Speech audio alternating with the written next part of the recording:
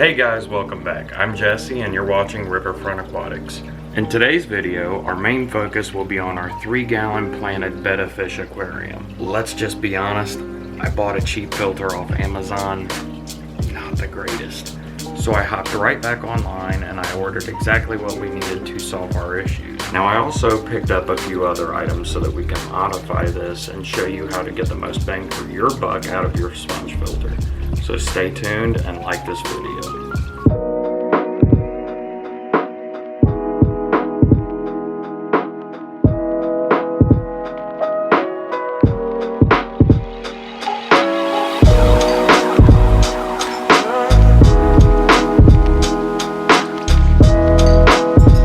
So amongst our other issues, we had this noisy Tetra Whisper air pump that we will also be replacing with a Nano USB air pump. This is going to be much quieter while providing a greater airflow to the aquarium. Now as we turn our attention to the cheap Amazon sponge filter. So this sponge filter was just serviced about a week ago, and it has already began to clog up so much that it barely has the optimal flow that it had when it was new. However, providing this tank with an upgrade to an Aquarium Co-op Nano sponge filter, I believe it is overall going to provide us with a much cleaner and more suitable environment for our healthy betta fish. So let's get to it. So today we're going to be using the Aquarium Co-op sponge filter. Now it says this sponge filter is rated to filter aquariums 5 gallons and up. I know that my tank is only a 3-gallon, but in the aquarium trade, really, more filtration can be better. We will also be using a check valve in this setup. This is just to keep any water from backflowing up the airline tubing and getting to our air pump and causing any damage to it. Now, I know some people that have had luck not running one of these and have gotten away with it for years. However, in my situation, I have just killed a air pump due to this issue. So I will be installing one of these to prevent any future problems. So this is the Nano USB air pump that will be replacing the Tetra Whisper air pump. From the reviews I have read on these, they are extremely quiet. This was kind of one of the benefactors influencing me to buy this product, and I can't wait to hook this up for you guys and see just how quiet it really is. Another thing we're going to be adding to this setup is an inline air valve. Now, you don't really typically have to use one of these. However, in my circumstance, I would like to use one for the betta tank because betta fish do not like a lot of flow in their aquarium. I wanted the upgrade of the Nano sponge filter to keep the tank cleaner, whereas this is going to allow me to adjust the flow down to where it should be suitable for the betta fish's environment. So we're going to start by grabbing our airline tubing. I cut mine a little long. I like to have the extra length just in case. You never know what you're going to run into, and it's always better to have a little extra of this than not enough at all.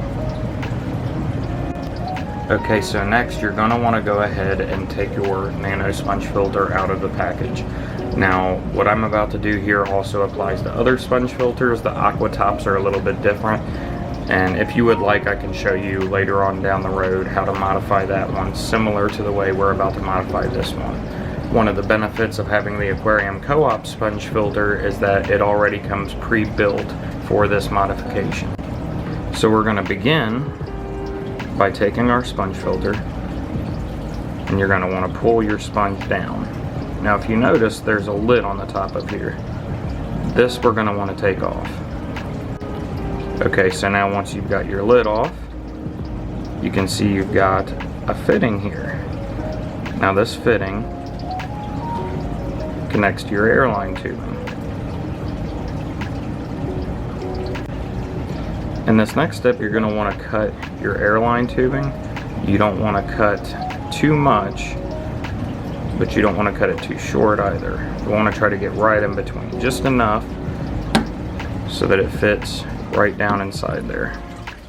Now that we've got that cut with our piece of tubing, I went with about 1 inch in length. Depending on the size of the cages on your sponge filter, you may want to go shorter or longer. It just really depends on what you're working with. Now from here, we're going to attach one of these cheap air stones. On the Aquarium co-op site, they do sell the Never Clog air stones. These I had on hand. I had picked up a 4-pack from, I believe it was Walmart, for like $2. Put that on there. And now that we have that installed, we're going to drop this down in here and reconnect our cap. Now for the most part, the work with the sponge filter is done. Okay, so next we're going to want to grab our check valve and our inline air valve. These we will be installing in our airline tubing. So what I like to do generally is I like to grab my sponge filter,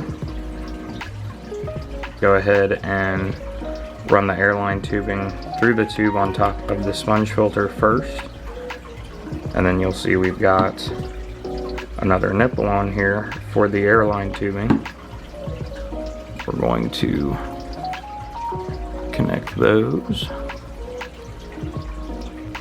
You want to try to get it as snug on there as possible. That way it's not coming loose on you in the tank.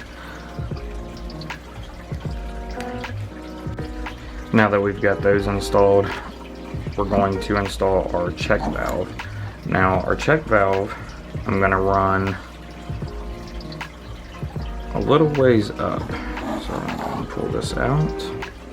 We'll probably put it about right here. So let's go ahead and cut our airline tubing. Now in this case, you're going to want to pay attention to your check valve. If you install this backwards, you will not have any airflow. So if you look, you have kind of a curved edge in there. You want that pointing towards your sponge filter. So get that on. And now we have our check valve installed. Now that you have your check valve installed, we're going to move a little bit further down the line. This is where we're going to install our adjusting valve.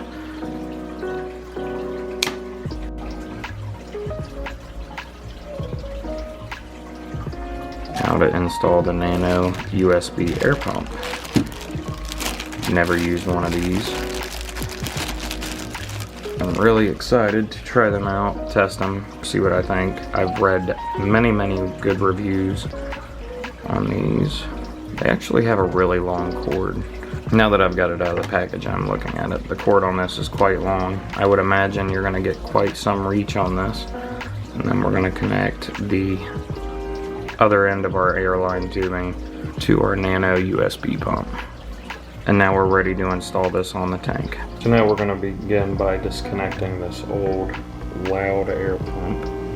With the air pump disconnected, we are now going to go ahead and remove this cheap sponge filter. If you're ever in the market for a sponge filter for a Nano tank, a reminder to everyone, this is not the way to go. Now we did pick up one of these cheap removable hooks. Now we're going to go ahead and install our hook. And these have a pull tab on them, so if you ever want to remove them, just pull the pull tab and you'll be able to pull it right off the wall. And we'll go ahead and hook our carabiner on there, and we'll go ahead and ease our new sponge filter into the tank. Now with our new sponge filter in, we're going to go ahead and connect the plug and get this guy running and see what we've got. Now that we have her plugged in and running, I must say this air pump is incredible. I hear nothing. Let me know in the comments below if you guys hear anything. So now that we've got everything properly installed, now that our air pump is installed, we'll give it a couple days and we'll come back and revisit this tank and see what kind of progress we've made.